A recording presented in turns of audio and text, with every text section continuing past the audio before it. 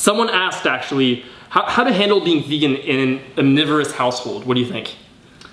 So when we say that we're going vegan, because the main time we bond with family tends to be over meals, tends to be over dinner, Yep. Thanksgiving, Christmas, it can really seem like that when we're going vegan, where it can seem like we don't appreciate bonding with you. And it can also seem like that if our family, you know, if it's our parents, it can seem like we're saying, hey, you've raised me wrong for the past however many years, and the way that you've been raising me is immoral and cruel and unethical, because we're saying how, well, look, these products you've been feeding me 3 times a day my entire life are the worst things, are the most violent products in our society, so that it can come off as an attack, I think.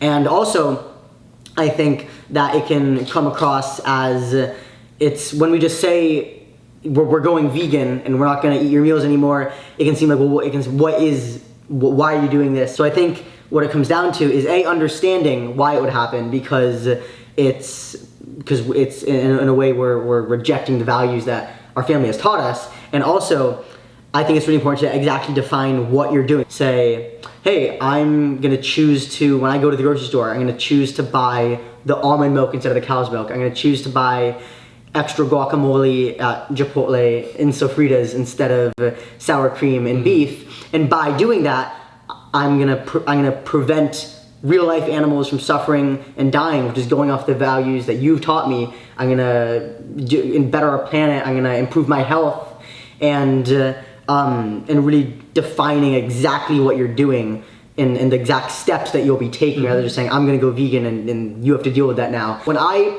went vegan, I remember, so my parents said, you gotta figure out your own breakfast. I said, okay. And You must now cook tofu scramble for me every morning. Yeah, so I was like, you know, I'm gonna take this on myself. And then I went to the grocery store with my parents whenever they did their shopping. And then it ended up being even easier for them. And then when I got my license, I just ended up doing my own shopping at the grocery store just to make it even easier. It might come across to our family that we're gonna make it way harder on them because we want them to do the shopping for us. We give them a huge list of all the stuff that they've never bought that is unfamiliar to them, and you're gonna have to. It's like, can you buy me nutritional yeast? Yeah, exactly. Yeah. So I think the key is making it really easy for your family and making it as easy for them as possible, and understanding where that resistance might come from, because we're going against the values that they've taught us. Yeah. That's great insight. I think the first thing that we quote unquote mess up on when we go to our family is that we don't communicate effectively. And I think that a lot of times we kind of forget where we were. And this is what I did. So what I did when I first became vegan is that I went back to my parents and I told them, hey, I'm vegan now. And when my parents didn't immediately understand, I got very defensive. And I think that's what happens to a lot of people, right? And the reason that happened for me is because in that moment, I wasn't empathetic to my parents' point of view. And for me, what I did is, because prior to going back and telling my parents that I was now vegan, I'd gone down this rabbit hole where I'd seen so much animal cruelty. I researched all these industries, learned all these new facts that I hadn't known previously. And when I talked to my parents, I kind of assumed that they would already know all this stuff.